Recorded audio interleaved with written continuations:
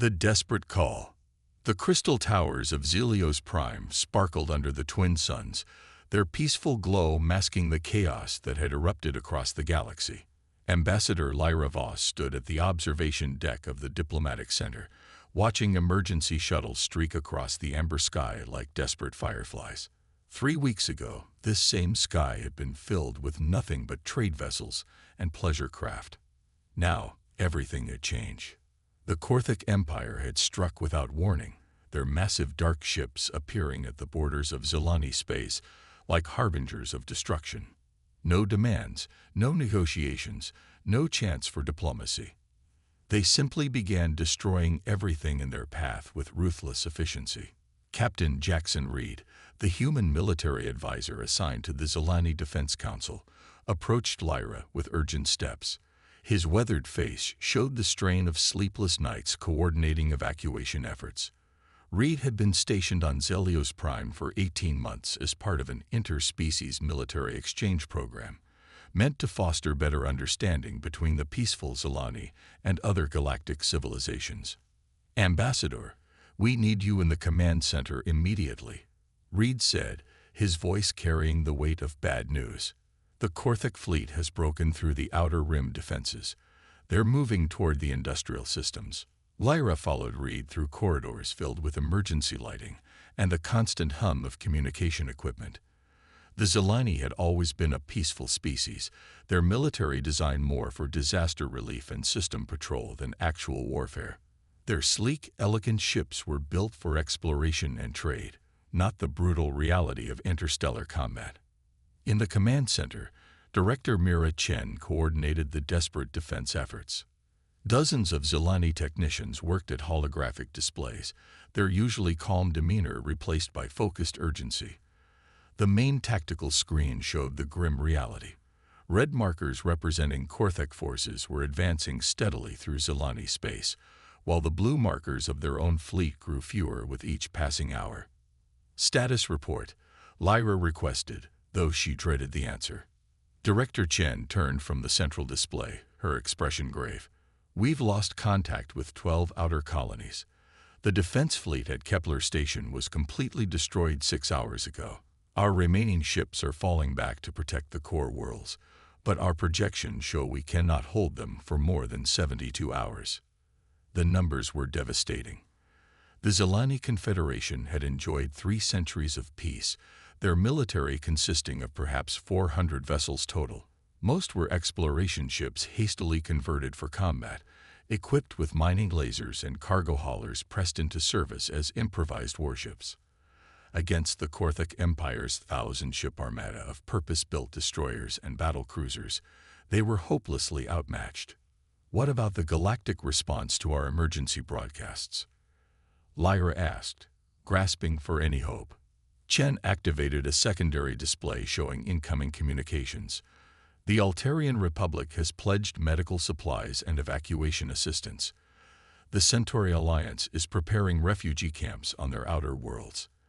The Aquatic Confederacy has offered to share intelligence about Korthic fleet movements." Lyra felt her heart sink. Medical supplies and refugee camps were necessary, but they wouldn't stop the Korthic advance. They needed military assistance, warships and weapons, but the galaxy's major powers seemed reluctant to commit forces against such a formidable enemy. "The Galactic Council has condemned the attack and imposed economic sanctions," Chen continued. "Several species have cut trade relations with the Korthic Empire. Economic sanctions would take years to have any effect, if they worked at all. The Korthic Empire could finish conquering the Zelani Confederation in a matter of weeks at their current pace." Lyra had seen the intelligence reports about Korthic tactics. They didn't occupy worlds. They stripped them of resources and left them barren, moving on to the next target like a plague of locusts. A tremendous explosion shook the building, causing dust to fall from the ceiling and emergency lights to flicker. Through the reinforced windows, Lyra could see smoke rising from the spaceport district. Korthic advance forces had reached the outer system. "We need to send another broadcast," Lyra decided. "Make it clear that we're facing extinction, not just conquest." Within minutes, They had prepared a new transmission.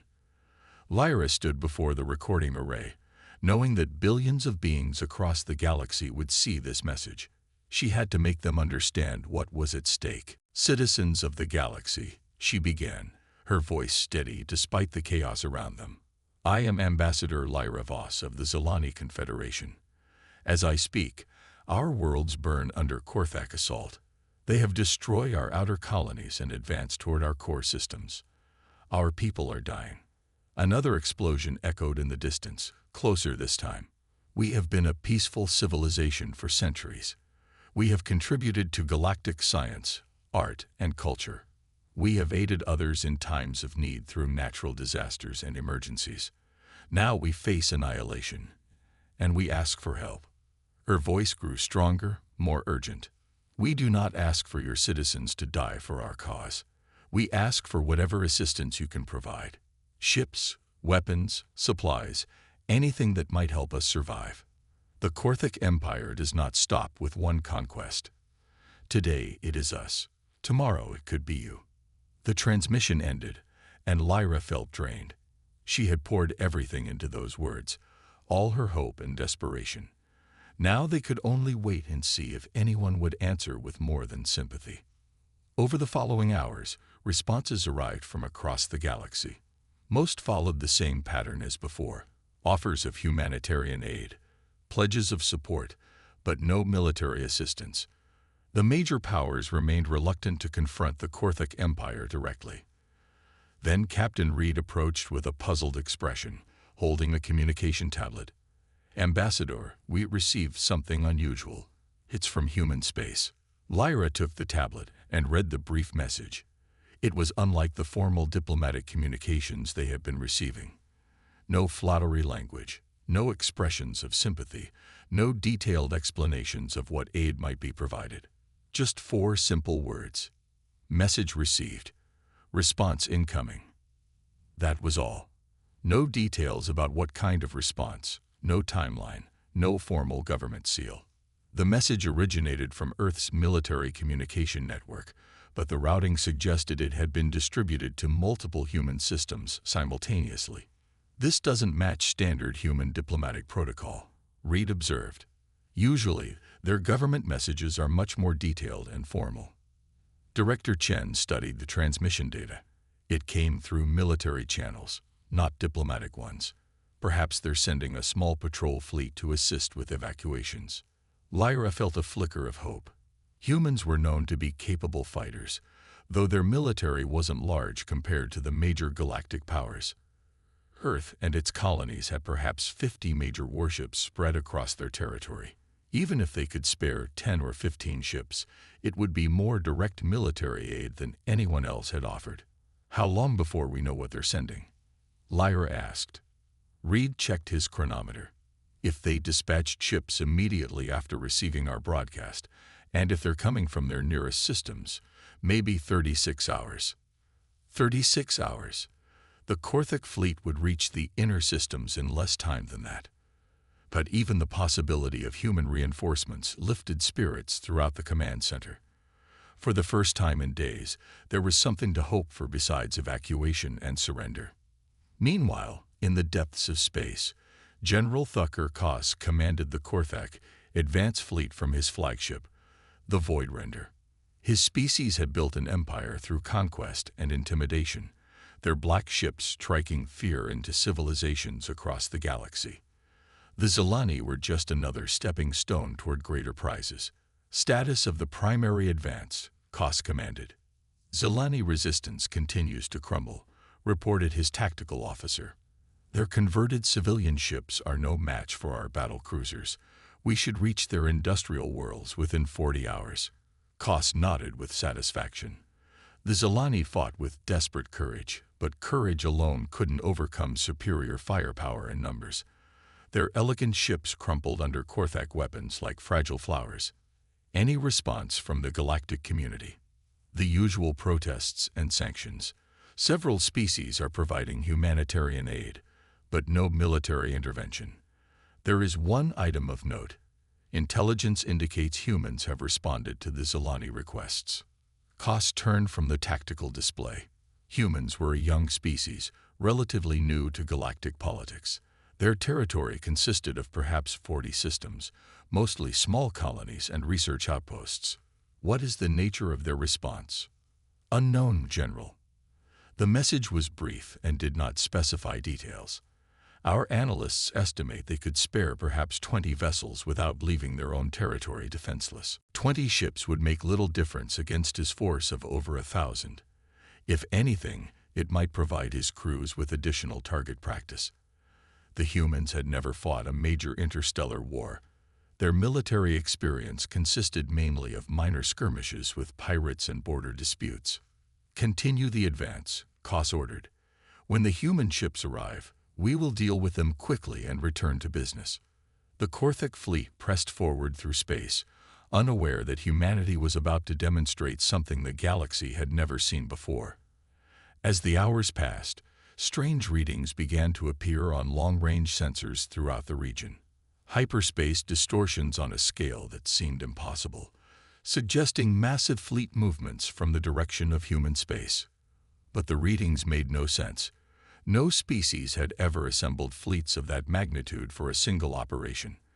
The sensor technicians assumed their equipment was malfunctioning, influenced by the gravitational anomalies common to the region. They were wrong. The human response. The hyperspace alarms screamed across every ship in General Koss's fleet as massive tears in spacetime appeared at the edge of the Zelani system.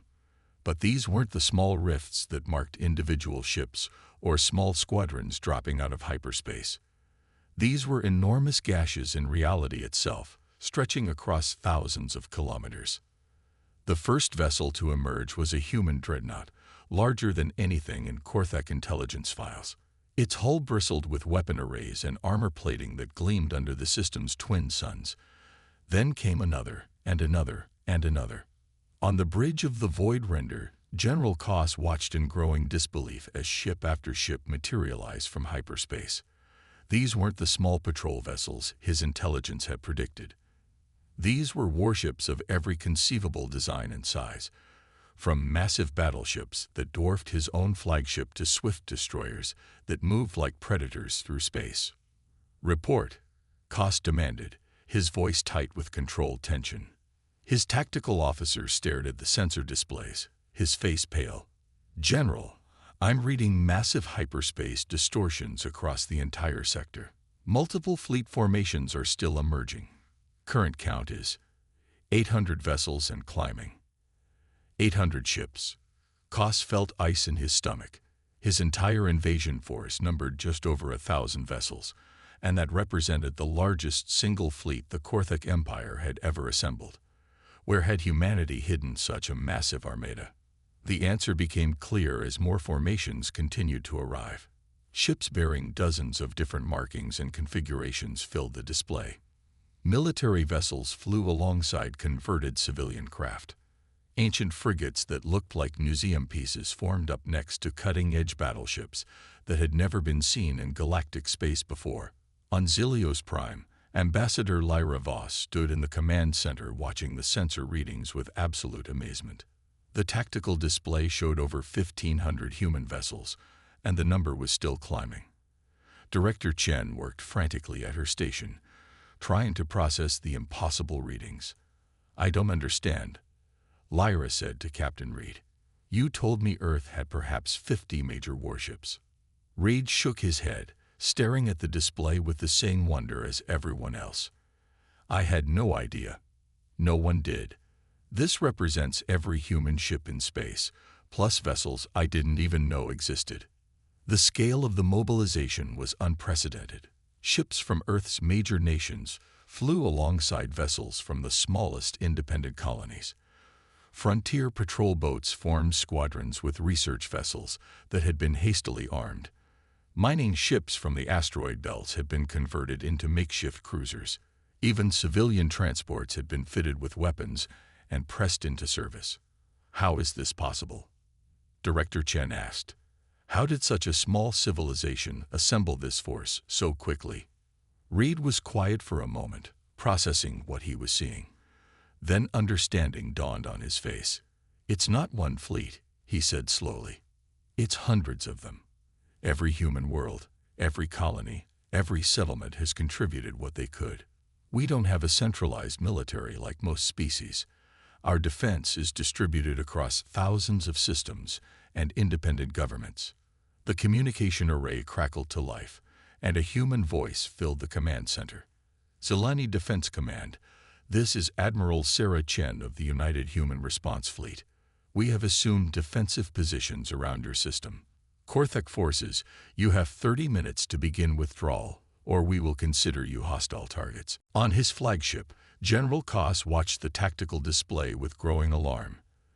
The human fleet now numbered over 2,000 vessels, stretching across space like a metal constellation. Ships continued to arrive even as the ultimatum played across all frequencies. General, his tactical officer reported, long-range sensors are detecting additional human formations, still in hyperspace, approaching from multiple vectors. Current estimate is approaching 2,500 vessels total. 2,500 ships.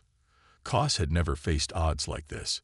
Even the Korthak Empire's largest campaigns rarely involved more than 1,500 vessels, and those were spread across multiple star systems and months of operations. Open a channel to the human flagship, Koss ordered, his military training warring with his political ambitions. A retreat would damage his reputation within the Empire, but a battle against such overwhelming odds could destroy his entire career. Human Admiral, he began, forcing authority into his voice. I am General Thukur Koss of the Korthak Empire. You are interfering in an internal security operation. Withdraw your forces immediately. Admiral Chen's response was immediate and cold. General Koss, there is nothing internal about the extinction of an entire species. You have 28 minutes to begin your withdrawal. After that, we will escort you from this system. The transmission ended, leaving silence on the Korthak bridge. Koss studied the tactical display, watching human ships maneuvering into attack formations with practiced precision. These weren't the inexperienced crews his intelligence had suggested. They moved like veterans, coordinating complex maneuvers across thousands of vessels. What are your orders, General? His tactical officer asked quietly. Koss realized something that no other species had understood about humanity. They had assumed humans were weak because they were peaceful, scattered because they governed themselves independently, inexperienced because they avoided major conflicts. But humanity's strength lay in their diversity and their unity when threatened. Every human world had contributed to this fleet. Farmers and miners, scientists and engineers, colonists and explorers had all answered the call. They had transformed their entire civilization into a war machine in a matter of hours, not through centralized command, but through shared determination. Signal the fleet, Koss said finally. All ships are to begin immediate withdrawal from Zilani space. His officers looked shocked. General, surely we can. No, Koss cut him off. Look at those formations. This isn't a rescue fleet. This is humanity's entire civilization mobilized for war. Every ship, every crew, every resource they possess is now aimed at us. We cannot win this battle. The Korthak fleet began its retreat, leaving Zilani space as quickly as they had entered. For the first time in their history, the Empire had been forced to abandon a conquest, not through military defeat, but through the sheer impossibility of victory. On Zilios Prime, jubilation erupted throughout the command center. The impossible had happened. The Korthak Empire, scourge of the galaxy, had been turned away without a single shot being fired. Admiral Chen's voice came through the communication system again. Ambassador Voss, this is Admiral Chen. The immediate threat has passed, but we'd like to discuss long-term security arrangements for your region. Lyra activated the response channel, her voice filled with gratitude and wonder. Admiral Chen, how can we ever thank you? How did you mobilize such a response so quickly? Ambassador, when someone calls for help against extinction, humans don't ask questions about politics or borders. We just ask what needs to be done. Every human world heard your message and responded immediately. Colonial governors emptied their patrol fleets. Independent settlements sent their mining ships. Even civilian transport companies volunteered their vessels. Captain Reed added his own understanding. It's how we've always survived, Ambassador. Earth was never unified under one government, but when faced with external threats, we stand together. That principle extended to space. We don't have one massive fleet like other species. We have thousands of small ones, but they all answer the same call. Over the following days, as the human fleet maintained its protective cordon around Zelani space, the galaxy began to understand what they had witnessed. Humanity had revealed not just their military capability, but their fundamental nature. They were a species that could transform from peaceful traders and explorers into a unified war machine in a matter of hours, not through conquest or coercion, but through shared values and voluntary cooperation. The Zelani Confederation survived, and the galaxy learned a valuable lesson about underestimating species based on their peaceful nature. The humans had shown that sometimes the greatest strength comes not from centralized power, but from the willingness of free people to stand together when freedom itself is threatened. And in the depths of space, other aggressive empires took note and reconsidered their expansion plans, knowing that humanity's silent response could emerge from hyperspace without warning, bringing with it the combined might of an entire civilization united in purpose.